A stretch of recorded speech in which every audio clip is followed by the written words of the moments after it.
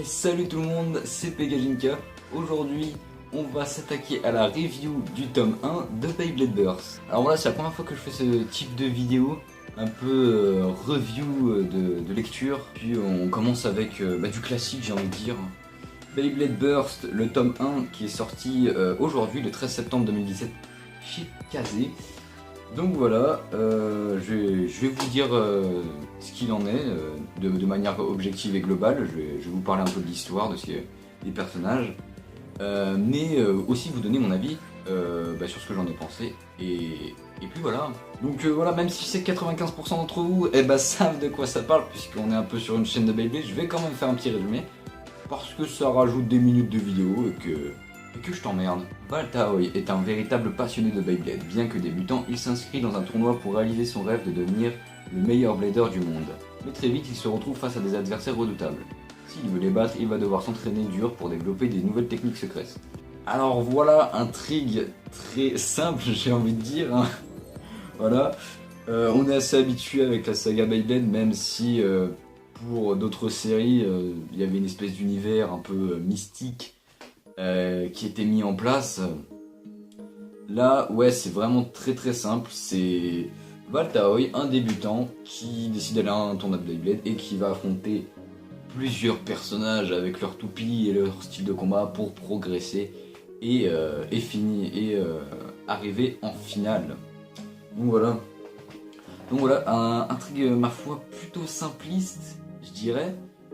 Mais est-ce que pour autant intrigue simpliste veut dire intrigue nulle? Non, en fait, même si l'intrigue en elle-même est simple, c'est qu'une partie introductive de la saga Burst. Parce que oui, si tu veux, j'ai déjà lu les scans un peu sur internet, j'ai même fait certains chapitres. Et c'est juste une partie introductive, ce tournoi. C'est en rien un véritable arc narratif. Non, c'est vraiment une introduction aux personnages principaux. Pour voir ce qu'ils vont faire dans la série, etc. Ça va vraiment attaquer sur des choses un peu plus développées, un peu plus sérieuses par la suite. Même si globalement ça va rester des tournois, des compétitions, des entraînements. Voilà. Vu que la série est extrêmement réaliste, forcément on peut pas espérer des intrigues comme on avait dans Metal Fight avec des organisations, des personnages, des rivaux de l'extrême, etc. Non, ouais, on peut pas forcément imaginer ça.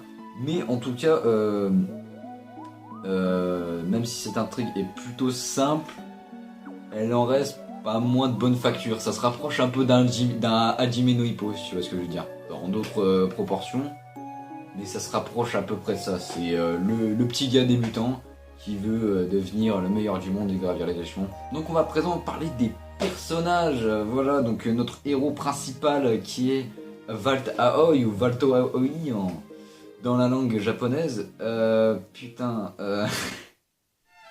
Comment vous dire? Alors, j'ai été surpris agréablement, bien évidemment.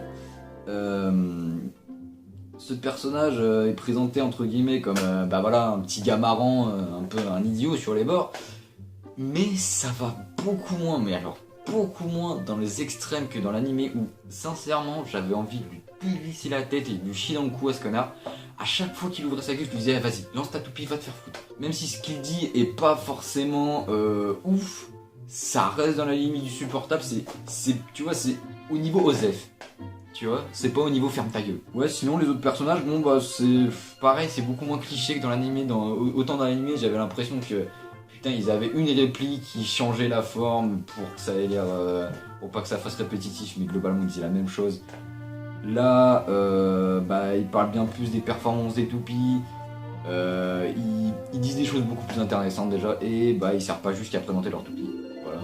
Déjà, il y a beaucoup moins de personnages inutiles que dans l'animé, parce que dans l'animé, ils foutaient des personnages à la pelle juste pour te vendre des toupies avec. Je trouve ça vraiment dommage. Sinon, vu que c'est une œuvre entre guillemets réaliste, on va parler des combats Beyblade. Alors autant dans l'ancien temps, hein, voilà, en 2010, putain, ça va faire un petit moment déjà. Autant dans les mangas de style Metal Fight, Bakuten Shoot, c'était assez impressionnant. Ça partait avec des explosions stellaires, des rugissements tempétueux du lion. Ouais, je sens mes références à moi. Ouais, ça partait dans ce genre de trucs, des choses qui étaient stratégiques et impressionnantes en même temps.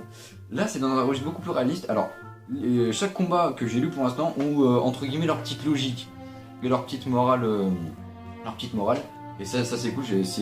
C'est un peu une petite histoire à chaque fois, en faisant bien sûr avancer la trame principale.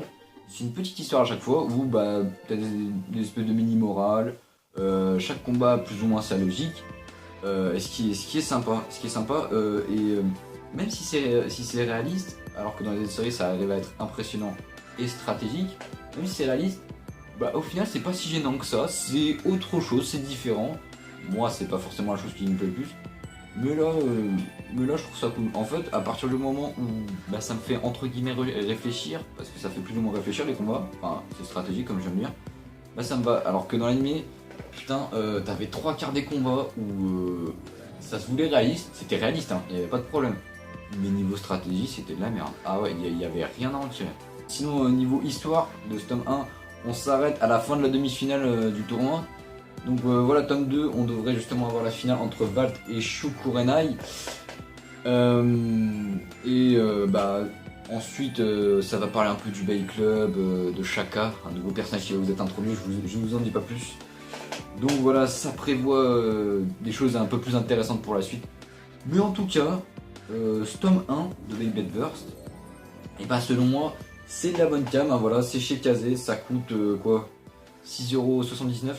Voilà, c'est cool, faut y acheter, voilà. Donc si t'as aimé l'animé, bah tu risques de surkiffer le manga. Et même si t'as pas aimé l'animé, bah essaye quand même de découvrir le manga, ça peut être intéressant à voir.